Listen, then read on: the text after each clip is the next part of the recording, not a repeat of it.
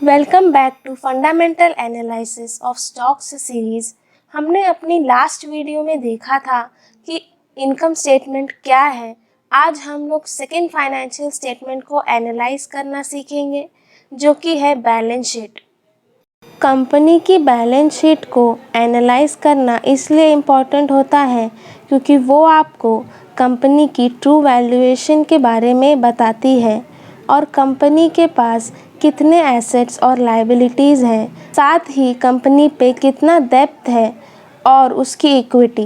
Balance sheet आपको बताएगी कि कंपनी के पास कितना कैश है और कंपनी के पास इनफ एसेट्स है या नहीं। अब क्योंकि इस फाइनेंशियल स्टेटमेंट का नाम बैलेंस शीट है, इसीलिए इसका बैलेंस होना इम्पॉर्टेंट होता है, यानी कि कंपनी के टोटल एसेट्स इक्वल होने चाहिए टोटल लायबिलिटीज़ प्लस इक्विटी से, इसीलिए इसे बैलेंस शीट कहते हैं। कंपनी के एसेट्स मतलब वो चीज़ें जो कंपनी ओन करती है और लायबिलिटीज़ मतलब वो चीज़ें जो कि कंपनी को पे करनी है थर्ड पार्टीज़ को। लास्टली इक्विटी यानी कि कंपनी के ओनर्स। अब हम लोग इसे डिटेल में समझते हैं। अब जैसे कि आपके पास कोई बॉन्ड है, प्रॉपर्टी है, गोल्ड है, ये सब आपके एसेट्स है। लेकिन वहीं पर अगर आपके ऊपर आपके घर का लोन है या कार की EMI है जो कि मंथली आती है, तो वो सब एक लायबिलिटीज़ है। इनफैक्ट आपके इलेक्ट्रिसिटी बिल्स, पानी का बिल और जितने भी बिल्स हैं, ये सब भी लायबिलिटीज़ ही हैं। कंपनी के पास दो टाइप के एसेट्स होते हैं, current and non current assets. Current assets वो एसेट्स हैं जो कि विद इन 1 ईयर में कैश में कन्वर्ट किए जा सकते हैं। एग्जाम्पल के लिए कैश एंड कैश इक्विवेलेंट्स, यानी कि वो पैसे जो कि कंपनी ने बैंक में रखे हैं एज बॉन्ड्स या money market funds. Account receivable, ये वो पैसे होते हैं जो कि कंपनी को पे किए जाते हैं। इन्वेंट्री। अब आ जाते हैं नॉन करंट एसेट्स पर। नॉन करंट एसेट्स वो एसेट्स होते हैं जो कि कंपनी विद इन 1 ईयर में कैश में कन्वर्ट नहीं कर सकती। एग्जाम्पल के लिए long term investment, intellectual property, equipment. जैसे कि आपके पास है सेविंग्स अकाउंट जिसमें से जब मर्ज़ी आप पैसे निकाल सकते हैं, जो कि एक करंट एसेट है। लेकिन अगर आप अपनी प्रॉपर्टी सेल करने जाएंगे तो वो इतनी जल्दी बिकेगी नहीं, जो कि एक नॉन करंट एसेट है। सिमिलरली लायबिलिटीज़ भी दो टाइप के होते हैं, current and non current liabilities. Current liabilities यानी कि वो पैसे जो कि कंपनी को विद इन 1 ईयर पे करना है। एग्जाम्पल्स है अकाउंट पेएबल, शॉर्ट टर्म डेब्ट, इनकम टैक्स एक्सेट्रा। कंपनी के करंट लायबिलिटीज़ करंट एसेट से पे किए जाते हैं।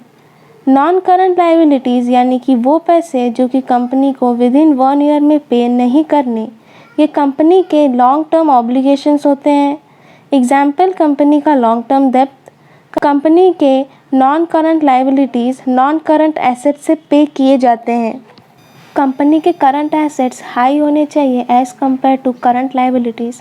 Similarly non current assets company के नॉन करंट लायबिलिटीज़ से हाई होने चाहिए, जो कि कंपनी के लिए एक पॉजिटिव साइन है, क्योंकि किसी भी कंपनी को अपनी लायबिलिटीज़ को पे करने के लिए एसेट्स होना ज़रूरी होता है। और अगर किसी कंपनी के पास एसेट्स हाई है तो उन्हें अपनी लायबिलिटीज़ को पे करने के लिए ज़्यादा प्रेशर नहीं लेना पड़ेगा।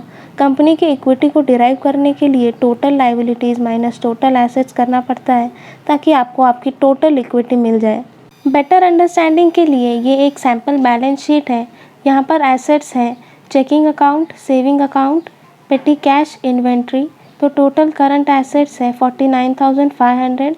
फिर आते हैं नॉन करंट एसेट्स जिसमें कि कंप्यूटर, बिल्डिंग, लैंड, ये सारी चीज़ें इंक्लूड की गई हैं। यहाँ पर आप लायबिलिटीज़ देख सकते हो जो कि अकाउंट्स पेएबल है, यानी कि एम्प्लॉयज़ की सैलरी। सबको ऐड करेंगे तो टोटल करंट लायबिलिटीज़ मिल जाएगी। लॉन्ग टर्म लायबिलिटीज़ में डेप्थ है।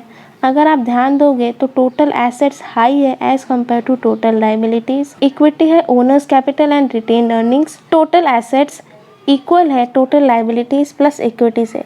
अब हम लोग एज एन एग्जाम्पल इस कंपनी की बैलेंस शीट को एनालाइज करेंगे। यहाँ पर करंट एसेट्स हाई है as compare to current liabilities.